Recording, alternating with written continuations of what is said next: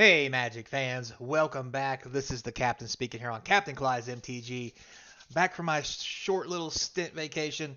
Got some big changes coming up in my life, but it's all good.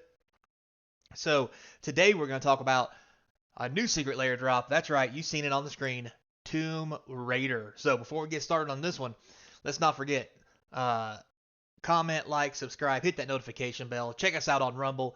All the support really does help. Do it. Subscription is free. So is the Rumble and it will help keep the channel sponsor free from all the silly shenanigans that people want me to advertise. With that being said, there's also links in the description to the TCG store, TCG player store, and eBay store where you can buy all the cards from my box opening videos to help support the channel as well. So, there's some other links in there too if you want to check them out. So, yeah, go ahead. With all that being said and done, let's get into the Secret Lair Tomb Raider. So, unlike a lot of these universes beyond stuff we're getting, this is a Secret Lair. This is not going to be a set, unlike, you know, Fallout and Doctor Who. This is just a Secret Lair. So, as you can see here, they announced on the 13th, which is the day of the filming for this video. It's going to come with Lara Croft and, count it, 6 cards. So, little different, because Secret Lair normally has 3 to 4 cards. This one actually has 6, and a treasure token. So technically, you're getting 4. So, seems like a good deal, but we'll have to see what the cards are and what the price is. So let's get into it before we get started. You can see here. First, we have Lara Croft Tomb Raider. Let's get the elephant in the room out of the way. Green, blue, and a red. Legendary creature, 3/4 first strike, reach. Pretty good rate. Obviously legendary, use its commander. Whenever Lara Croft attacks, exile up to 1 target legendary artifact card or legendary land card from your graveyard and put a discovery counter on it. You may play a card from exile with a discovery counter on it this turn. Also has raid. At the end of combat on your turn, if you attack this turn, you get to make a treasure token. So it's got Temur colors. It's very interesting. The ability to play all legendaries from your graveyard the same turn if you want. It does say exile up to 1, so you can choose 0. And getting mana ramp out of it as well can be huge. So this looks like an amazing commander card to play in your commander deck or as the commander itself. I like it a lot. Now, let's see what else we got going on. So first we have Heart of the Explorer. This is just a reskin of Search for Azcanta. Search for Azcanta, probably one of the best blue cards that there is.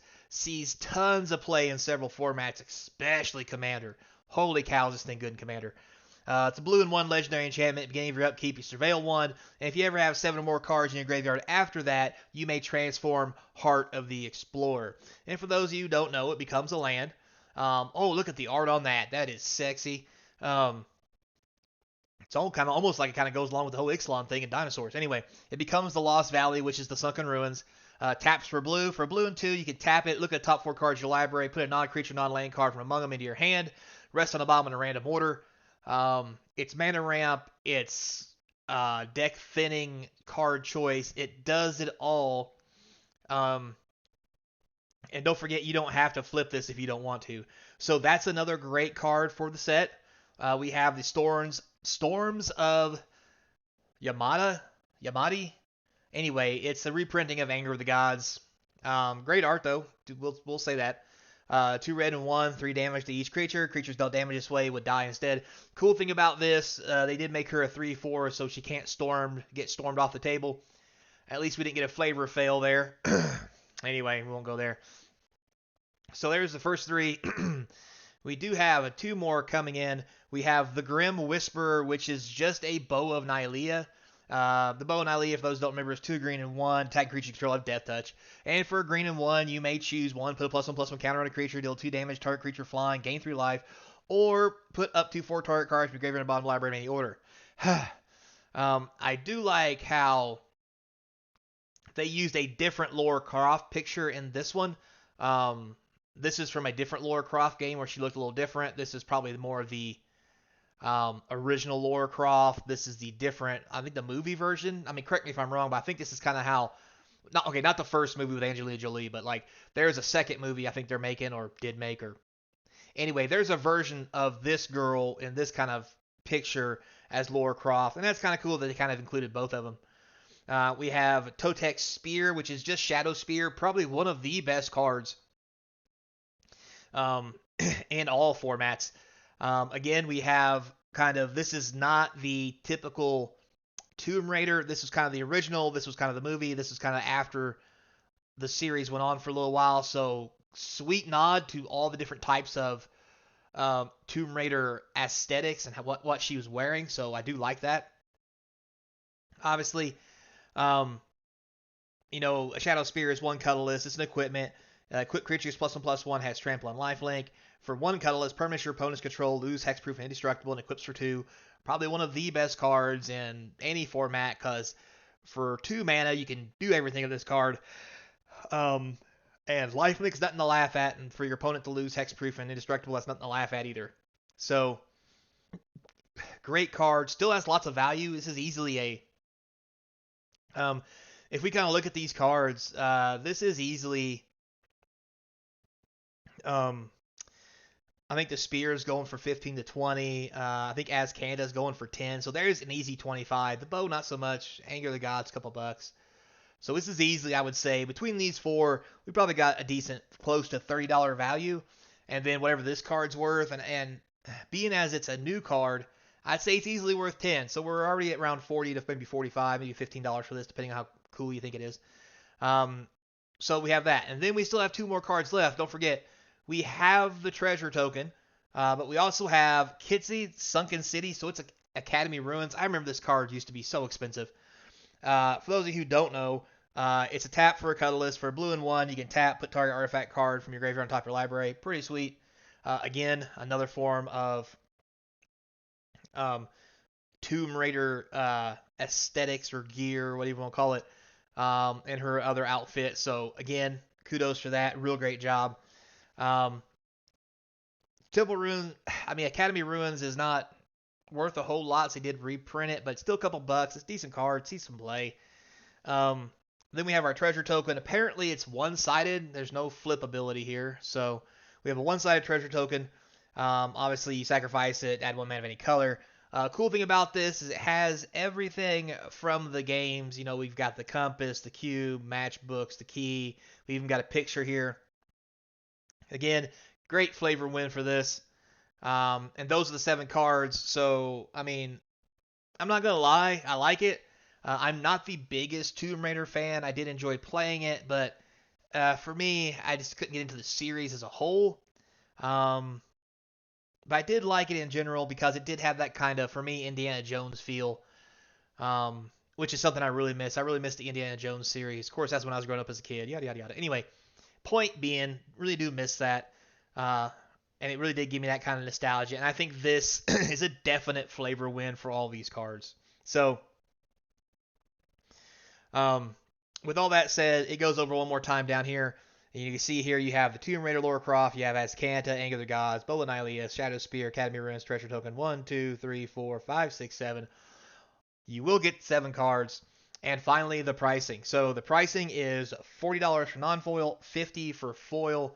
I think that's pretty much on point for what these cards are worth. There may be some extra wiggle room, like with the foils, maybe worth a little more than $50. But I do, and I don't say this often, and this is not from a nostalgia feel of what this Secret Lair is about. The cards in general, I think, are good, and I think do have the value of this Secret Lair if you're looking to pick some of these cards up. Now, with that said, you add in some nostalgia. If you're not ever going to get rid of it, you just want to play the cards, I think it's a great investment. You're not going to lose a whole lot of money. If you like Tomb Raider, I mean, this is your jam.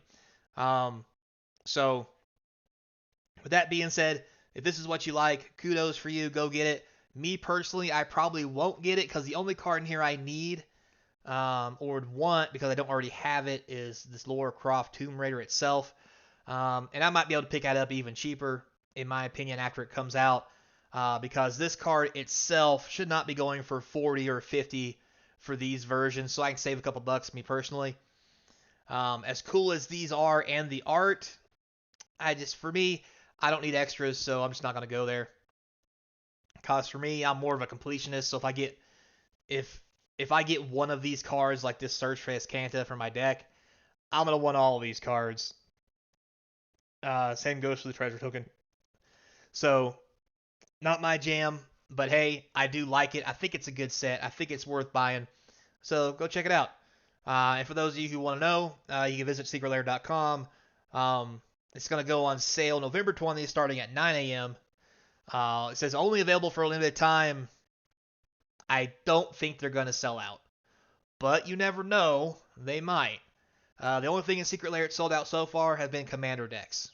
So, but hey, I mean, a whole commander deck for $150 is a pretty damn good deal when you're getting 6 or 7 cards here, which is on the high end of what you normally get from Secret Lairs for a third of that price. I mean, think about it. This is, let's say you get them all in foil for $50 to get a Secret Lair commander deck. It'd be 150-ish, or let's say 200. Let's say you bought them 200. So 7 times 4, that's only 28 cards. You're getting 100. Like, yeah, take out the land, which is probably, let's say 40 cards, will be generous. That's still 60 cards. Here's only 24, 25, 28. Math is hard. I don't know. Anyway, but point being, it's the same amount of money for double. So I don't think it'll sell out. But hey, you risk that on your own. Like I said, November 20th, 9 a.m. If this is your jam, go hit it up. So until next time, be kind. And as always, well, hope I see you across from the game table. Later, playa. Oh, I'm so tired of getting a nap.